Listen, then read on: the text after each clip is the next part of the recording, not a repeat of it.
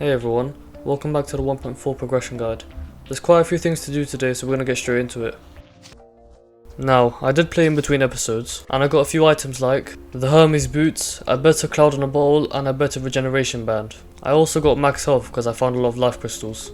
Now the crimson has started to spread towards the base, but we can stop it by placing some mud blocks. You can get mud blocks from the jungle. Now for this episode we needed quite a bit of money, so I set up a very simple money farm. You can get lava from making a bucket from either lead or iron. To smooth this triangle you need to use a hammer on the blocks. With this farm, all you need to do is stand underneath the lava. The mobs will come straight to you and fall inside. This is done in the crimson because it has the highest spawn rate on the surface. Using this farm did make me a lot of money, but it did take a long time. The best way to use this farm is put your character under the lava and go do something else. Now we're gonna go blow up some crimson hearts or shadow orbs. You can buy bombs and dynamite from the demolitionist. About 35 will do. Also you can combine gel with bombs to make sticky bombs.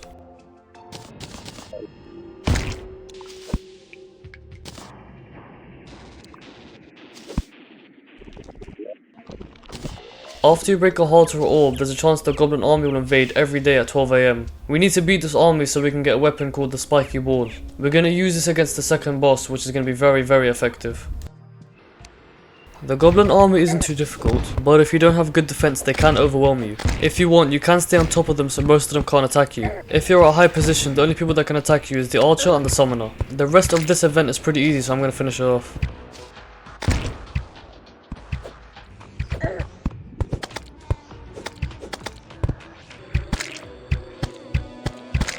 When you finish the event, get as many spiky balls as you can. You only need about 60. I can't stress how effective this is against the second boss. Now we need to make the summoning item called the Bloody Spine. You need 15 vertebrae and 30 vicious powder to make this. Vicious powder is made from vicious mushrooms which you get in the crimson, and vertebrae is dropped by the enemies in the crimson. Now we're going to make an arena. Make the arena wide so you can get the full use out of the spiky balls. Now, I'm going to say this one last time, but this strategy we're going to use is very overpowered. If you want a bit of a challenge, don't use this, just fight the boss normally using guns, bows or whatever. This strategy will kill the boss in about 15 seconds maybe. Just like the suspicious looking guy, go to a demon altar to make the bloody spine. Before you fight the boss, throw spiky balls on the platforms. This is going to damage the boss and the minions around it. You don't have to throw as many as I am though, you can throw just a few as long as it covers the entire platform. And also, when you throw them down, spawn the boss quickly afterwards because they can despawn.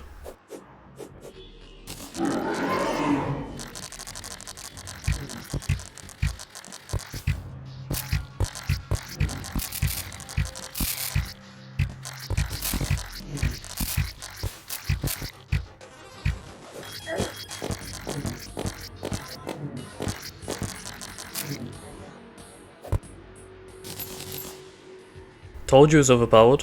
Just like the Eye of Cthulhu, make the Crimtane bar from the ore. Use the bars and tissue samples you get from the boss to make the pickaxe. This is the second best pickaxe you can make pre-hard mode. You can make the Crimtane armor, but I don't think you should. After you kill the Brain of Cthulhu, a meteor can spawn. We're gonna get the Meteor ore and make the Meteor Armor and the Space Gun for the next boss. The Meteor Armor provides good defense, so you could just sell the rest of the Crimtane bars for a lot of money. And now, we need to start preparing a elevator. In the 1.4 update, they added pylons. You can teleport from pylon to pylon, and there's a pylon called the Cavern Pylon. Cavern Pylon is placed underground when there's 2 NPCs near it. We're going to be placing the Demolitionist and the Goblin Tinkerer there. The Goblin Tinkerer is an NPC that you can get after the Goblin Army. When you get down to a certain point, you reach the underworld. We're going to make the Cavern Pylon just above the underworld so we can teleport to the underworld and back. We're going to set this up now so it can be very convenient later on. Also, just so you know, the Goblin Tinkerer spawns next to you when you're underground. It's not RNG, so you'll find him pretty easily. If you're going down your elevator and there's lava in your way, you can blow up some water and make the water fall directly onto it. This is going to make obsidian and you can mine straight through it. We also need obsidian for some bars later on, so make sure you keep some. When you get to the underworld, prepare 2 rooms directly above it. Make sure these rooms are fairly close and not too far apart. After you finish, you can move in the Goblin Tinkerer if you found him and the Demolitionist. You can buy the Cavern Pylon straight from the Demolitionist when he moves down because he likes the underground.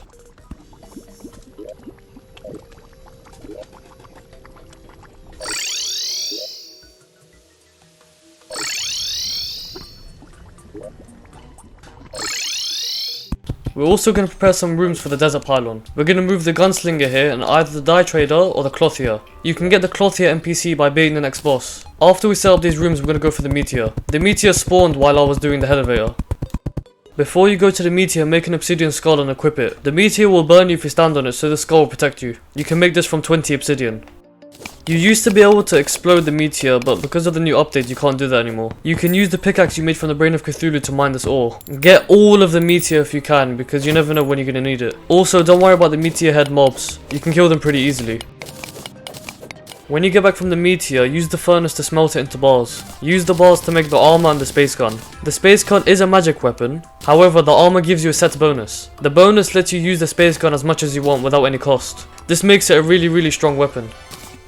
Now we're gonna go to the dungeon. The dungeon spawns at the ends of the world. If you find the jungle, the dungeon will be on the other side because the jungle and the dungeon cannot be on the same side of the map. The dungeon has really good loot, but you have to kill a boss before you're able to enter. This is why I made the space gun, because it makes the fight very easy. As usual, we're gonna make an arena just like the last two bosses. You should make the arena bigger than this, but I was being impatient. If this is your first time fighting the boss, make sure the arena is bigger than this.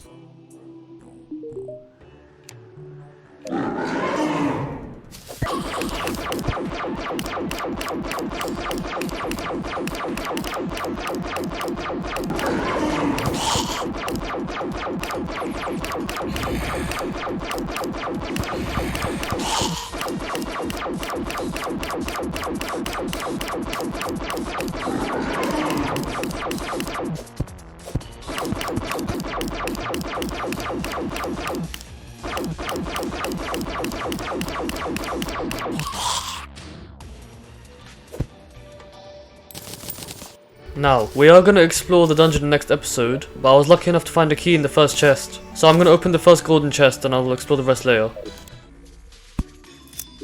Wow, I got really lucky. This is one of the two items I wanted from the dungeon. The other one is the Muramasa sword. Since I've got this, I'm going to show you what you can combine this with. You need to buy a crafting station from the Goblin Tinkerer. It's called the Tinkerer's Workshop. You can use this to combine accessories to save accessory slots. We're going to use this to combine the Cobalt Shield with the Obsidian Skull. Since we've killed a few bosses, the Dryad NPC has spawned. The Dryad sells purification powder which you can use to reduce the Crimson. She can spawn after beating the Eye of Cthulhu.